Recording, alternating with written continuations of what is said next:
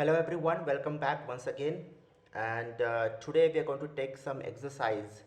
We'll be doing some exercise by which we'll be practicing the nested loop. And for that, I have these programs that we'll be implementing. So we'll be generating these number patterns by which the concept of nested looping will be clear to you. So let's get started. Now before we start, let me tell you this particular pattern, the first pattern, this one.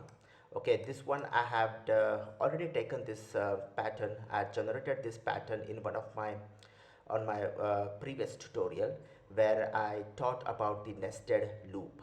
So I really won't be explaining this one, but then we'll be implementing this and I will explain how these numbers got generated. Okay, so without wasting any time, I will first generate this particular pattern and then we will move on to the rest three. Okay, so for the first pattern, what we have over here is 1 1 2 1 2 3 1 2 3 4 and 1 2 3 4 5. So simple, you have to take a loop that will start from 1 and goes till 6. Now I'm saying this 6 because we want to go till 5. Okay, so this goes 1 less than 6. The range function will generate a series from 1 to 5, and then I will have a nested loop, that is a J loop, and I will say 1 comma I plus 1. Now this plus 1 is so important. Okay, this I initially will be 1, so 1 plus 1 is 2, so this will actually run for one time, that is one iterations, right? So what I will do over here is I will simply print the J value. Okay, and I want to remain on the same line, so I'll just use the argument variable end. So I don't want the cursor to come to the next line. And once this loop gets over, so I'm outside the loop now over here, right? Then I will be coming to the next line, because once I print this pattern 1, then I'll come to the next line 1 2, then I will come to the next line 1 2 3. So this is the J loop that prints this number, right? So you can see over here. Okay, so the J will initially have 1 comma 2, so it will run for one time, so it will print 1. Then I will be 2, so this is 1 comma 2 plus 1, so over here it will be 3, so this will run for 2 times, so it will print 1 and 2. So after it prints its number, then I will be coming to the next line. Okay, so if you see this output, we will run the output. I will save this as test.py. Okay, let us see the output. Okay, so this is the output, we got it. Perfect. Now we will move on to the next pattern. The next pattern says that I want 1, and over here it is in reverse way, 2 1 3 2 1 4 3 2 1 5 4 3 2 1, right? So we want to print it in a reverse way. So the logic, almost all the iterations remains the same. What we need to do is we need to reverse this thing. Means the J loop should start from 1 to 1, then 2 to 1, then 3 to 1, and 4 to 1. Okay, so we need to work on the J loop. So I will start from I, and I will end to, you can say, to 0. Okay, and minus 1. Now I'm ending to 0, which will means I'm starting from the bigger number to the smaller number. So it will go 1 less, so this will end till 1, and I'm decrementing it by minus 1, right? So this is how the range function work. If you want to understand how a range function work, I have one of my tutorial where I have explained in detail about the working of range function. And okay, so we have this, and now let us see how this works, whether it gives the right input or not. Okay, here it is. So 1 2 1 3 2 1 4 3 2 1 and 5 4 3 2 1, because we're always ending on 1. So how you are supposed to think is always we are ending on 1. So your logic of J should be like we need to end on 1 and start with I.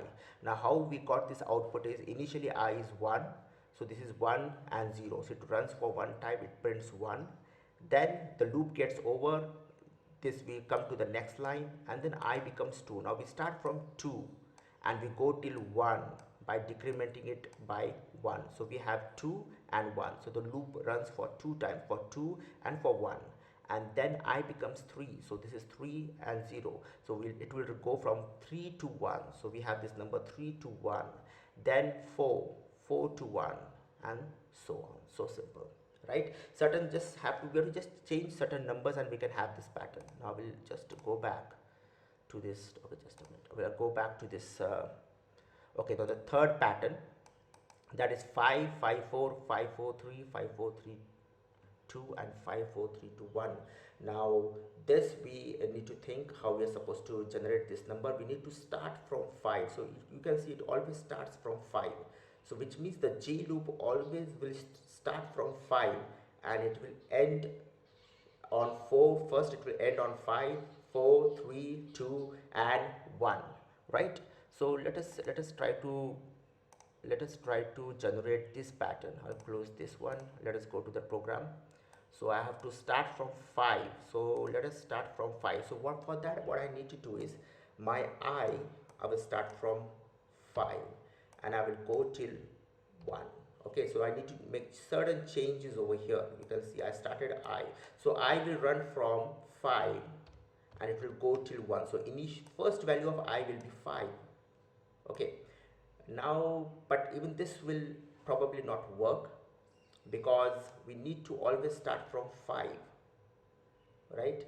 So what we need to do is we will have this, maybe we can keep it as 1 and keep this as 6, no problem. Just keep it as it is, and over here always we will start by 5 and we will end on I, but I will be 1, so even that does not solve the purpose. So over here also I'll make it 5 and 0 and -1. Okay, now let us first see whether we got the output or not, whether the logic is right or not. So we'll generate the pattern and we will see. Okay, there it is. Okay, the last thing did not come down. 5 5 4 5 4 3 5 4 3 2 and 1 did not come down because I am going till 5 4 3 2 1. Okay, this is perfect. It goes till 1. Okay, so what I need to do is I'll make this as -1, so most probably we'll get the output. Let's see. Yeah, there it is. So 5 5 4 5 4 3 5 4 3 2 5 4 3 2 1. Now what exactly we did over here, this is bit tricky to understand, so let us start understanding this. I will explain a bit in more detail. So initially the value of I will be 5. It will run from 5 to 1, so 5, and this J loop will start from 5 and it will go from 5 -1, so that is 4, and this is -1, so it will run for one time, 5 to 4 and -1, so it will run for one time and it will print 5. Okay, so both the loops I and J is in descending order. It is running in descending order. This is going from 5 to 0 and this is going from 5 to I -1. So initially I will be 5, so I -1, that is 4, so it will run one time and it will print 5. Next time I will become 4. No, okay, I will become 4 because we are going in descending order. So this will be 5, we start from 5, this is 4 -1 3. So this will run for 2 times, for 5 value and for 4 value. Then I becomes 3, so it starts from 5 3 -1, that is 2, so 5 comma 2 over here. So it runs for 5 4 and 3, and then I becomes 4, so 5 and 4 -1, that is 3, right? So 5 4, okay, this then I becomes I will become 5 4 3 and then 2, so it becomes 2, right? First the I value will be 5, then I value will be 4, and then it will be 3, so and then it will be 2. So if it is 2, so 2 -1 is 1, so it run from 5 to 2, so it will print 5, okay, 4 3 and 2, and then the value of I will become 1, and so 1 -1 is 0, so this will actually run from 5 to 1. So we will run this, okay, and we will see the values. It is giving us the perfect values. Now just so I hope you understood this pattern. Okay, uh, if you haven't understood, what you can do is just rewind the video and just go through what I've said properly, listen to it, and you can come up with this how exactly I implemented it. And you need to practice this a lot. Okay, this you need to come up with your own some small formula, certain simple calculations that you need to do with the range functions. Okay, so let us move to the next pattern. Now it says it starts from 5, goes to 1, 2, 3, 4 and 5. So, and it every time starts from 5. So what we are going to do over here is we will start from 5, and this I, this is 1 2, it ends at 1, then 2, then 3, then 4 and then 5. So simple, I have to make this I start from 1 and go till 6, and now we'll see the output. Okay, we don't have an output. Okay, so okay, I just made this mistake over here. Okay, so now we will see the output. Okay, there it is, we have the perfect output exactly. So 5 4 3 2 1. Now this is the value of I. It's initially, okay, let me just explain this. Okay, so initially I will be 1, so over here it is 1, 1 minus 1 is 0, so this goes from 5 to 1, so it printed 5 to 1.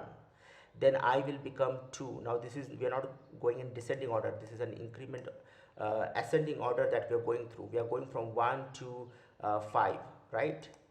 So then I will be 2, 2 minus 1, so it will run till 5 to 2, then 5 to 3, 5 to 4 and 5, right? Now that's it. Okay, we have done all the 4 programs, but before I end, let us just take one more. What if I want something like this one?